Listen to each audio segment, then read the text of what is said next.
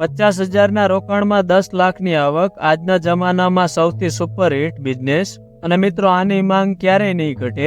આજના સમયમાં બિઝનેસની હવા ખૂબ જ ચાલી રહી છે। દરેક વ્યક્તિ પોતાના બિઝનેસ કરવા માંગે જ છે। જોકે કેટલા એવા બિઝનેસ છે કે જે સદા બહાર કરી શકો। આ બિઝનેસ કરીને તમે કોઈ પણ સ્થિતિમાં કમાણી કરી શકો છો। એનું સૌથી મોટું કારણ સતત માંગ છે। એટલે કે આ ધંધામાં અનેક લોકો હોવા છતાં સ્પર્ધા ઓછી અને કમાણીના ચાન્સ તો આવા બીજે ક્યાંય હોતા જ નથી। આજકાલ ઓર્ગેનિક ખેતીનો ટ્રેન્ડિંગ ખૂબ જ લોકપ્રિય છે। ખેતરોથી લઈને રસોડાના બગીચાઓ સુધી દરેક વ્યક્તિ ઝેર મુક્ત ફળો અને શાકભાજી ઉગાડવાનો પ્રયાસ કરી રહ્યા છે। લોકોમાં વધતી જાગૃતિના કારણે ઓર્ગેનિક શાકભાજી અને અનાજની માંગ પણ ઝડપથી વધી રહી છે। આ કારણોસર વર્મી કોમ્પોસ્ટ બનાવવું અને વેચવું એ ખૂબ જ નફાકારક વ્યવસાય બની ગયો છે। ખાસ વાત એ છે કે તેને ઓનલાઈન અને ઓફલાઈન બંને રીતે વેચી શકાય છે। આજે ઘણા લોકો વર્મી કોમ્પોસ્ટનો વ્યવસાય કરીને સારી કમાણી કરી રહ્યા છે।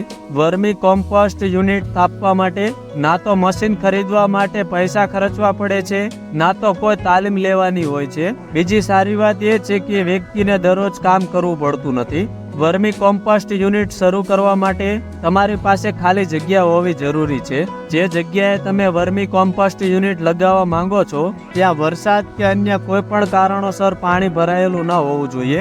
વર્મી કોમ્પોસ્ટ યુનિટ શરૂ કરવા માટે તમારે પશુઓના સાણ, અળસિયા, પ્લાસ્ટિકની શીટ અને ડાંગરનો સ્ટોક અને અન્ય કોઈ પણ સ્ટોકની જરૂર પડે છે જે સાણને કાઢી શકે। તમે કોઈ પણ ગૌશાળા અથવા પશુ ડેરીમાંથી સરળતાથી ગાયનું સાણ મેળવી શકો છો। તમારે તેને ત્યાંથી લાવવું પડશે। તો મિત્રો પ્રશ્ન એ પણ થાય કે કેવી રીતે શરૂ કરવું। જ્યાં તમે વર્મી કોમ્પોસ્ટ બનાવવા માંગો છો તે જગ્યાને ચારે બાજુ ઢાંકી દો જેથી પ્રાણીઓ ત્યાં ન આવી શકે।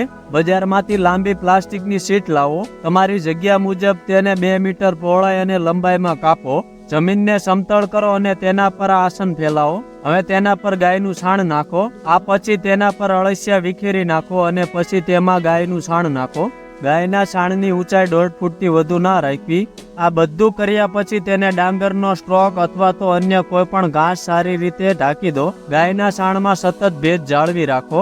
આ સિવાય તેના પર કોઈ પણ પ્રકારના જંતુનાશક દવાઓનો છંટકાવ ન કરો અને તેના પર સાપ કે ઉંદરો ન આવવા દો। અળસિયા લગભગ 2 મહિના ગાયના સાણમાં વર્મી કોમ્પોસ્ટમાં રૂપાંતરિત કરે છે।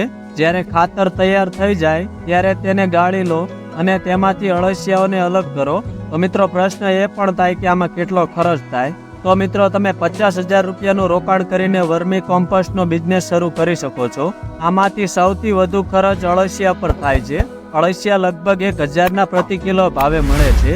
પરંતુ ખાસ વાત એ છે કે અળસિયા ખૂબ જ ઝડપથી વધે છે અને લગભગ 3 મહિનામાં તેમની સંખ્યા બમણી થઈ જાય છે। તેથી જો તમે એકવાર અળસિયાને ખરીદો અને તમારા વ્યવસાયને વધુ વિસ્તૃત કરો તો તમારે અળસિયા ખરીદવાની જરૂર નહીં પડે। અળસિયા ઉપરાંત તમારે ગાયનું સાણ, પ્લાસ્ટિક અને ડાંગરનો સ્ટોક પણ ખરીદવો પડે છે।